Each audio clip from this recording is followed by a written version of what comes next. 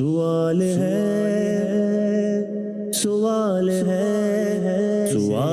کر کے چاب علم کی کہا گیا اسے، کہا گیا سوال کر، کہا گیا سوال کر، سوال آدھا علم ہے۔ الحمدللہ رب العالمین والصلاة والسلام علی سید المرسلین، اما بعد فاعوذ باللہ من الشیطان الرجیم، بسم اللہ الرحمن الرحیم۔ الصلاة والسلام علیک یا رسول اللہ وعلی آلک واصحابک یا حبیب اللہ۔ الصلاة والسلام علیک یا نبی اللہ وعلی آلک واصحابک یا نور اللہ۔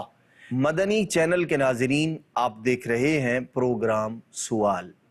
نبی کریم رؤوف الرحیم صلی اللہ تعالی علیہ وآلہ وسلم، صحابہ کرام علیہم رضوان اور دیگر تابعین، اللہ تبارک تعالیٰ کے نیک بندے علماء سے پوچھے گئے سوالات اور ان کے جوابات ہم اپنے پروگرام میں شامل کرنے کی سعادت حاصل کرتے ہیں۔ پہلے درود پاک کی ایک فضیلت شامل کرتے ہیں اور پھر اپنے موضوع کی طرف بڑھتے ہیں۔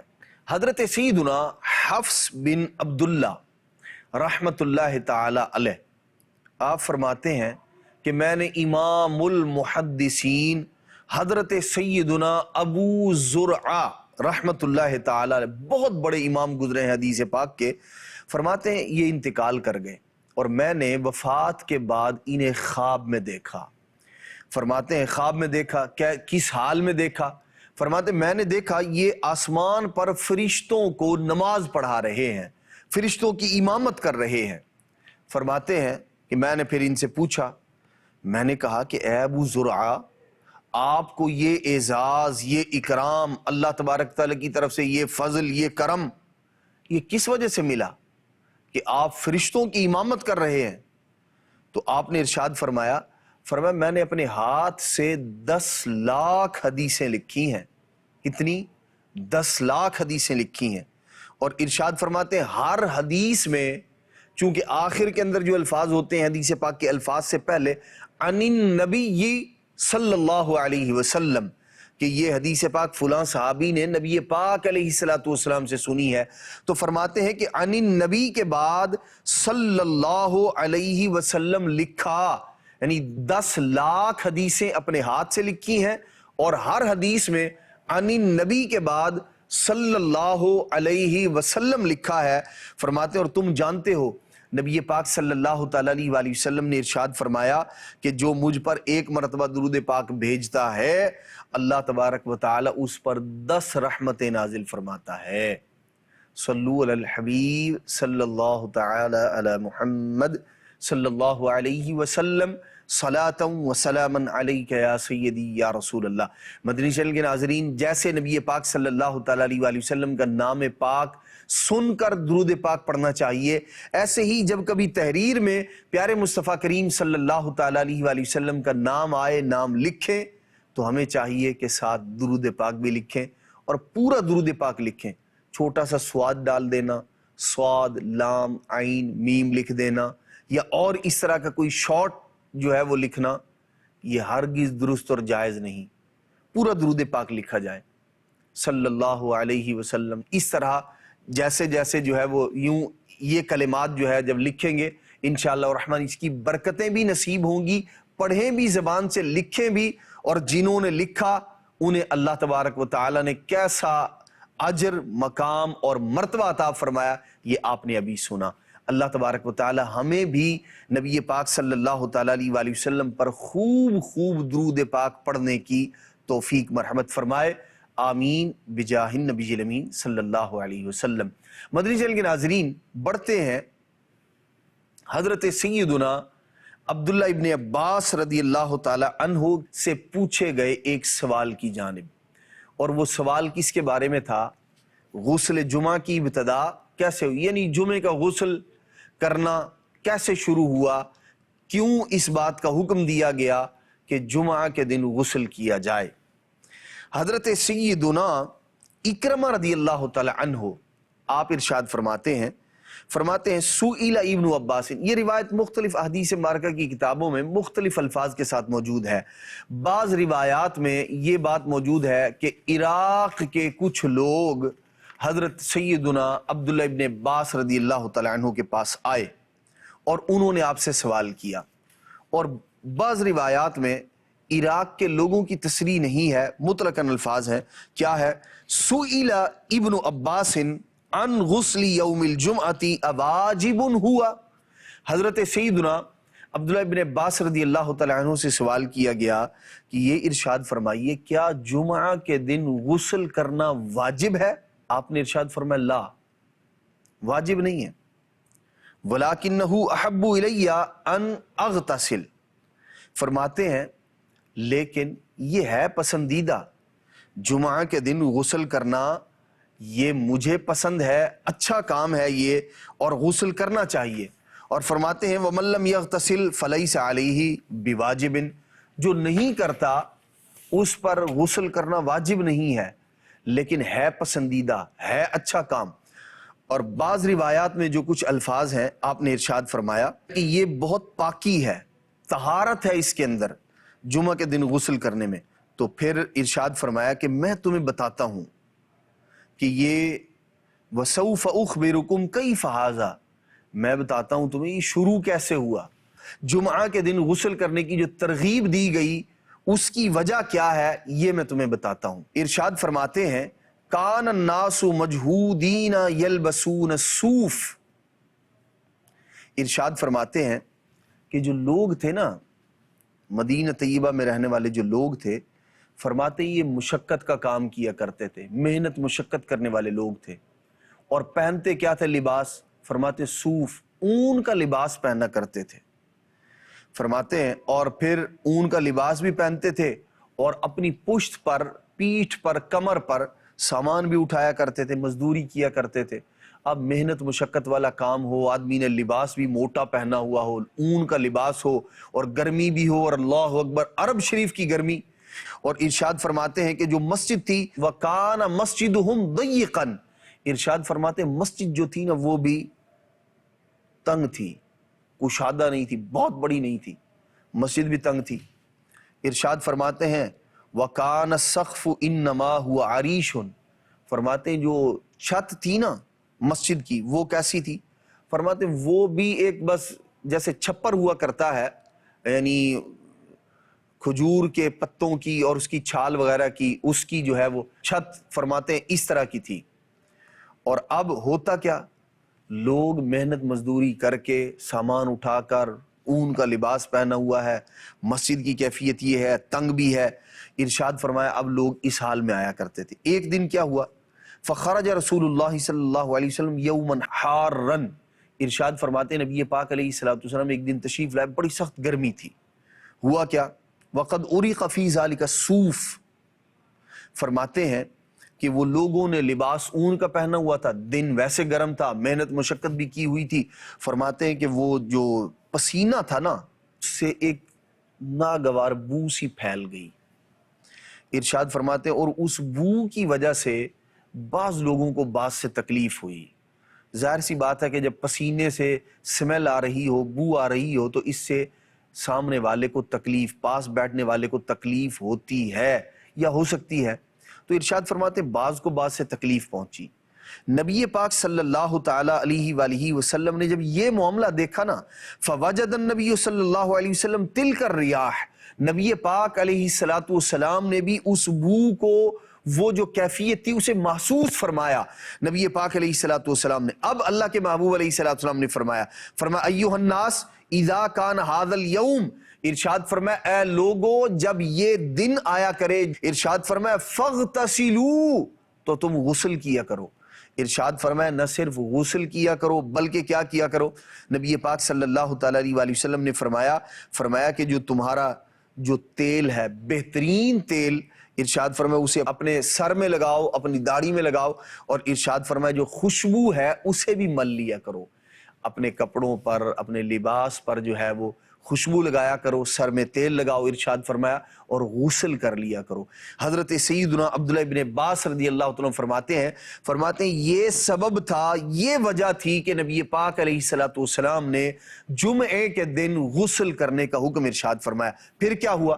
ارشاد فرماتے ہیں ثم جاء اللہ بالخیر وَلَبِسُوا غَيْرَ الصُّوفِ، ارشاد فرماتے ہیں کہ پھر ایسا وقت آیا، اللہ تبارک و تعالیٰ نے اپنا فضل فرمایا، کرم فرمایا، خیر بھلائی اللہ کریم نے خوب عطا کی۔ ہوا کیا کہ وہ صحابہ کرام علیہ رضوان جو پہلے اون کا لباس پہنا کرتے تھے، اللہ کریم نے روزی کے دروازے کھول دیے، آسانی کر دی۔ ارشاد فرمایا اب لوگ اون کے علاوہ کپڑے پہننے لگے، یعنی موٹا لباس لوگوں نے پہننا چھوڑ دیا۔ اللہ کریم نے فروانی عطا فرمائی، فرمایا وَقُفُ الْعَمَلِ، اور جو وہ محنت مشقت والا معاملہ تھا وہ بھی جاتا رہا، اور وُسِعَ مَسْجِدُهُمْ، ارشاد فرمایا پہلے مسجد کیا تھی؟ تنگ تھی، اللہ کریم نے مسجد کو بھی وسعت عطا فرما دی، مسجد بھی بڑی ہوگی۔ اور فرمایا نبی پاک صلی اللہ تعالیٰ علیہ وآلہ وسلم کے سامنے وہ جو معاملہ ہوا تھا پسینے سے ایک دوسرے کو جو ہے وہ تکلیف پہنچنے کا، ارشاد فرماتے ہیں کہ مسجد بھی بڑی ہو گئی، اب پسینے سے جو بعض کو بعض سے تکلیف پہنچتی تھی، ارشاد فرمایا اللہ تبارک تعالیٰ نے اس کو بھی دور فرما دیا، وہ بھی جاتی رہی۔ تو یوں ارشاد فرماتے ہیں یہ جمعے کے غسل کا معاملہ یہ تھا، لیکن یاد رکھو ارشاد فرمایا اگرچہ یہ یوں شروع ہوا تھا لیکن جمعہ کے دن غسل کرنا واجب نہیں ہے کہ اگر کوئی آدمی چھوڑ دے کسی وجہ سے تو وہ گناہگار ہو، فرمایا ایسا نہیں، لیکن ہے پسندیدہ، ہے شریعت کو یہ مطلوب محمود مقصود کہ بندہ جمعہ کے دن جو ہے وہ غسل کرے، بلکہ اس پر نبی پاک علیہ السلام نے ترغیب ارشاد فرمائی۔ تو ہمیں چاہیے کہ ہم جمعہ کے دن نماز کے اندر حاضری کے لیے، اپنے مسلمان بھائیوں کی راحت کے لیے، انہیں آسانی پیدا کرنے کے لیے، انہیں جو ہے وہ یوں کہہ لیں کہ ایک بری بو سے بچانے کے لیے، خوشبو ان تک پہنچانے کے لیے، اللہ کے گھر کو خوشبودار رکھنے کے لیے مختلف طرح کی اچھی نیتیں کر کر، اچھا لباس پہن کر، غسل کر کے، خوشبو لگا کے، اہتمام کر کے پھر نماز جمعہ کے لیے جانا چاہیے۔ مفتی احمد یار خان نعیمی رحمۃ اللہ تعالیٰ علیہ آپ اس حدیث پاک کے تحت فرماتے ہیں نہ صرف جمعہ بلکہ ارشاد فرماتے ہیں کہ اس سے معلوم ہوا مسلمانوں کے مجمع، مسلمان جہاں جمع ہوتے ہوں، فرمایا وہاں اچھے کپڑے پہن کر جانا، اچھا لباس پہننا، فرمایا یہ پسندیدہ ہے، بندے کو چاہیے اچھا لباس پہنے۔ ایسے ہی شادی کا معاملہ ہے، کسی بزرگ کے عرس میں شرکت کرنی ہے، ایسے ہی کوئی نیکی کی دعوت کی محفل ہے، نیکی کی دعوت کا کوئی جلسہ ہے، کوئی نیکی کی دعوت کا اجتماع ہے، ارشاد فرماتے ہیں ان سب میں اس بات کا خیال رکھنا چاہیے، اچھا لباس پہننا چاہیے، خوشبو لگانی چاہیے، تیل لگانا چاہیے۔ ارشاد فرماتے ہیں مجلسوں میں، ہار پھول، محافل میں، اجتماعات میں، فرماتے ہیں جو ہار اور پھول ڈالنے کی اصل یہ حدیث پاک ہے، فرماتے ہیں اللہ اکبر، یعنی وہ کام کیا جائے جس سے مسلمانوں کی تکلیف دور ہو، راحت، آسانی، آسائش اور خوشبو جو ہے وہ مسلمانوں تک پہنچے، ایک اچھا احساس پہنچے۔ ہمارا دین، ہمارا اسلام کس قدر خوبصورت ہے، اس کی تعلیمات کتنی پیاری ہیں کہ کسی مسلمان کے پسینے کی بو دوسرے مسلمان کو تکلیف نہ دے، اس کے لیے غسل کرنے کا حکم دیا گیا جمعہ کے دن اجتماعات میں جہاں مسلمان جمع ہوتے ہوں۔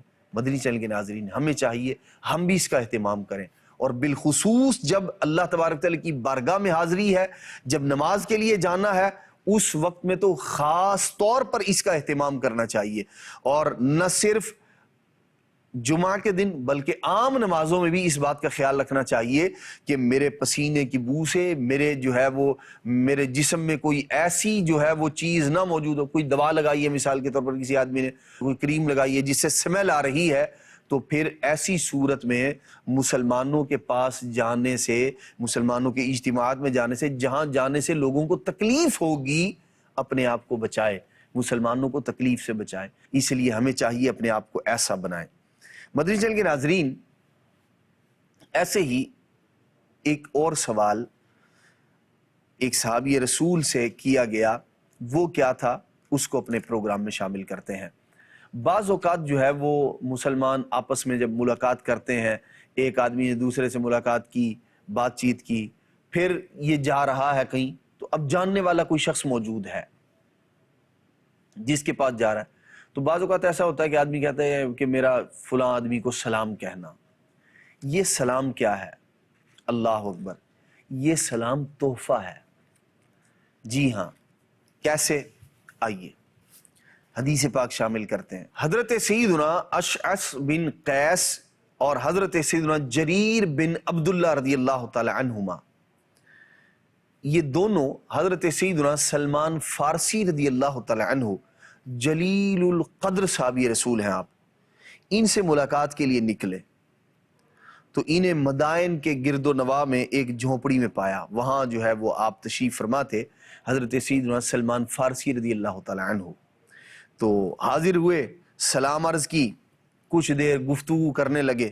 تو حضرت سیدنا سلمان فارسی رضی اللہ تعالی عنہ نے ان سے فرمایا کہ تم کس کام سے آئے ہو؟ پوچھا. انہوں نے کہا کہ ہم ملک شام سے آئے ہیں اور آپ کے بھائی وہاں جو ملک شام میں ہے ان کے پاس سے آئے ہیں. آپ نے پوچھا کہ بھئی وہ کون میرا بھائی؟ تو یہ دینی بھائی مراد ہیں، حقیقی بھائی مراد نہیں، مسلمان بھائی، یعنی ایک اور صحابی رسول کے پاس سے. آپ نے فرمایا وہ کون؟ انہوں نے کہا جی حضرت ابو دردہ رضی اللہ تعالیٰ عنہ کے پاس سے آئے ہیں ہم. تو آپ نے ارشاد فرمایا کہ انہوں نے میرے لیے جو تحفہ بھیجا ہے وہ کہاں ہے؟ اللہ اکبر. حضرت سیدنا سلمان فارسی رضی اللہ تعالیٰ عنہ ان دونوں سے فرما رہے ہیں، جب بتایا کہ حضرت سیدنا ابو دردہ رضی اللہ تعالیٰ عنہ کے پاس سے آئے ہیں، تو آپ نے ارشاد فرمایا انہوں نے جو میرے لیے تحفہ بھیجا ہے وہ کدھر ہے؟ وہ تحفہ دو مجھے. تو اب انہوں نے عرض کی، کہنے لگے حضور انہوں نے تو ہمیں کوئی تحفہ نہیں دیا، آپ کے لیے کوئی تحفہ نہیں بھیجا. فرمایا اللہ کریم سے ڈرو اور امانت ادا کرو. حضرت سیدنا سلمان فارسی رضی اللہ تعالی عنہ نے ان سے فرمایا، کیا فرما رہے؟ فرماتے اللہ سے ڈرو اور امانت ادا کرو، جو تحفہ انہوں نے بھیجا ہے وہ دو مجھے. اللہ اکبر. فرماتے ہیں کہ جب بھی کوئی آدمی ان کے پاس سے آتا ہے وہ میرے لیے تحفہ بھیجتے ہیں، تحفہ لے کے آتا ہے بندہ. حضرت ابو دردہ رضی اللہ عنہ کے پاس جائے اور میرے لیے تحفہ نہ آئے، فرمایا ایسا نہیں ہوا، اس لیے میرا تحفہ دو. اب وہ کہنے لگے کہ آپ ہم پر تہمت نہ لگائیں کہ ہمیں کوئی تحفہ دیا گیا اور ہم جو ہے وہ آپ کو نہیں دے رہے. تو اگر آپ کو کوئی ضرورت ہے تو ہم اسے اپنے مال سے پورا کر دیتے ہیں، آپ ہم سے لے لیں، لیکن یہ نہ کہیں کہ کوئی تحفہ دیا اور ہم آپ کو دے نہیں رہے. اللہ اکبر. حضرت سیدنا سلمان فارسی رضی اللہ تعالیٰ عنہ نے ارشاد فرمایا مجھے تمہارے مال کی ضرورت نہیں ہے، مجھے تو وہ تحفہ چاہیے جو حضرت ابو دردہ رضی اللہ تعالیٰ عنہ نے تمہارے ہاتھ بھیجا ہے، وہ تحفہ دو مجھے. فرمایا تمہارے مال کی ضرورت نہیں ہے مجھے.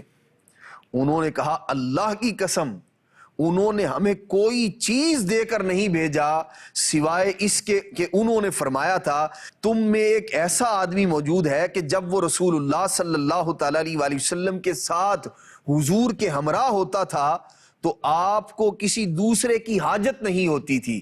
یعنی یہ جو حضرت سلمان فارسی رضی اللہ تعالیٰ عنہ ہیں، ان کے بارے میں کہا کہ جب یہ رسول اللہ صلی اللہ علیہ وسلم کے ساتھ ہوتے تھے، حضور کے ہمراہ ہوتے تھے، تو نبی پاک صلی اللہ تعالیٰ علیہ وآلہ وسلم کو کسی دوسرے بندے کی ضرورت نہیں پڑتی تھی. فرمایا ہاں انہوں نے یہ کہا تھا اور ساتھ میں یہ کہا تھا لہذا جب تم ان کے پاس جاؤ، یعنی حضرت سلمان فارسی رضی اللہ عنہ کے پاس جاؤ تو انہیں میرا سلام کہنا. حضرت سیدنا ابو دردہ رضی اللہ تعالیٰ عنہ نے عظمت بھی بیان کی، رفعت بھی بیان کی، مقام مرتبہ بھی بیان کیا کہ یہ حضور کے ایسے خدمتگار تھے جب یہ حضور کے ساتھ ہوتے تھے تو نبی پاک علیہ السلام کو کسی اور کی ضرورت نہیں پیش آتی تھی، کسی اور کی حاجت نہیں رہتی تھی. اور وہ کیا کہہ رہے ہیں؟ ان سے میرا سلام کہنا. اللہ اکبر. حضرت سیدنا سلمان فارسی رضی اللہ تعالیٰ عنہ نے ارشاد فرمایا یہی تو وہ تحفہ ہے جس کا میں تم سے مطالبہ کر رہا تھا. اور ارشاد فرمایا کہ ایک مسلمان کے لیے سلام سے افضل کون سا تحفہ ہو سکتا ہے؟ فرمایا یہ اچھی دعا ہے، بندہ السلام علیکم ورحمۃ اللہ وبرکاتہ کہہ رہا ہے تو سامنے والے کے لیے یہ کیا ہے؟ فرماتے ہیں بہترین تحفہ ہے، اس کے لیے دعا کر رہا ہے اللہ کریم تجھ پر رحمت نازل فرمائے، تجھے برکتیں عطا فرمائے۔ فرمایا یہی تو وہ تحفہ ہے جس کا میں تم سے مطالبہ کر رہا تھا کہ وہ دو مجھے، اور ارشاد فرمایا اللہ تبارک و تعالیٰ کی طرف سے برکت والی اور پاکیزہ ہے، یہ بہترین دعا ہے۔ اور ان کا معمول کیا تھا؟ حضرت سیدنا ابو دردر رضی اللہ عنہ کا، حضرت سلمان فارسی فرماتے جب بھی کوئی آتا ہے نا میرے لیے یہ تحفہ ضرور لے کر آتا ہے وہ۔ تو مدنی چینل کے ناظرین، یقیناً کسی مسلمان کو سلام کرنا یہ اس کے لیے کیا ہے؟ بہترین دعا اور بہترین تحفہ ہے۔ لہٰذا ہمیں یہ تحفہ دینے میں بخل سے کام نہیں کرنا چاہیے، فراخ دلی کے ساتھ، خوش دلی کے ساتھ اپنے مسلمان بھائیوں کو سلام کرنا چاہیے، سلام میں پہل کرنی چاہیے کہ اس کا اجر بھی زیادہ ہے، ثواب بھی زیادہ ہے، اور جو جاننے والے ہوں ان تک سلام بھیجنا بھی چاہیے، پہنچانا بھی چاہیے۔ اگر کوئی شخص جا رہا ہے تو اسے یہ کہہ دینا کہ میرا اس کو سلام کہنا، یہ الحمدللہ رب العالمین مسلمانوں میں رائج ہے، اور یہ بھی ایک تحفے کی حیثیت رکھتا ہے۔ جس تک پہنچتا ہے اس کے لیے بہترین دعا ہے، اسے بھی خوش ہونا چاہیے، جواب بھی دینا چاہیے، اور بدلے میں جو ہے وہ سلام بھی پہنچانا چاہیے اپنے مسلمان بھائی کو، اس کے لیے دعا بھی کرنی چاہیے۔ تو مدنی چینل کے ناظرین، ہمیں بھی غور کرنا چاہیے کہ ہم آپس میں جب ملتے ہیں، ملاقات کرتے ہیں، اس وقت بھی اس تحفے کا تبادلہ کرتے ہیں یا نہیں کرتے۔ اجر ثواب یقیناً بہت بڑا ہے، بہت بڑا ہے، لیکن یہ بھی بڑی پیاری بات ہے کہ کسی مسلمان کو سلام کہنا، سلام کرنا، یہ کیا ہے؟ تحفہ دینا ہے، یہ تحفہ ہے، دعا ہے۔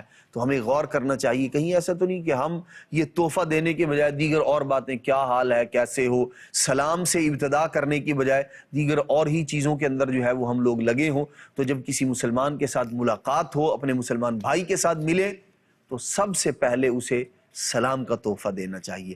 اللہ تبارک و تعالی ہمیں خوب سلام کو عام کرنے کی توفیق عطا فرمائے۔ جسے جانتے ہیں اسے بھی یہ تحفہ دیں سلام کی صورت میں، اور جسے نہیں جانتے اسے بھی سلام کا تحفہ پیش کرنا چاہیے۔ مدنی چینل کے ناظرین، اپنے پروگرام میں ہم حضرت سیدنا عمر بن عبدالعزیز رضی اللہ تعالی عنہ کے حوالے سے ایک سوال اور اس کا جواب شامل کرتے ہیں۔ حضرت سیدنا جریر بن عثمان رحمۃ اللہ تعالی علیہ یہ اپنے والد کے ساتھ حضرت سیدنا عمر بن عبدالعزیز رضی اللہ تعالی عنہ کے پاس آئے، اور آپ نے ان کے والد سے حضرت سیدنا جریر رضی اللہ تعالی عنہ کے بارے میں پوچھا، اور پھر بعد میں ارشاد فرمایا کہ اسے فقہ اکبر کی تعلیم دو۔ اللہ اکبر! کیا فرماتے ہیں؟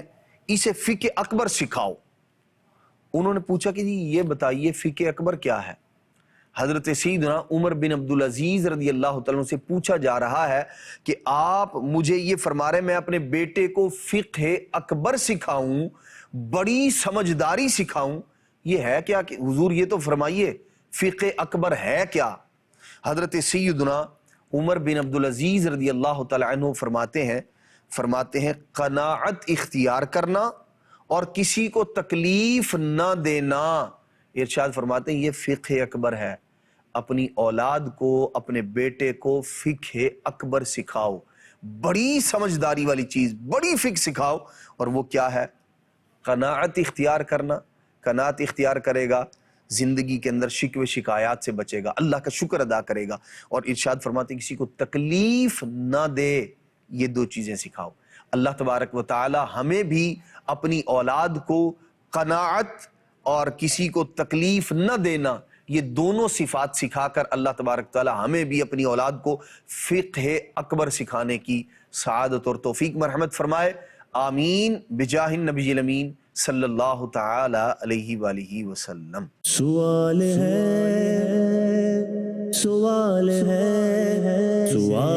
کر کے چاب علم کی کہا گیا اسے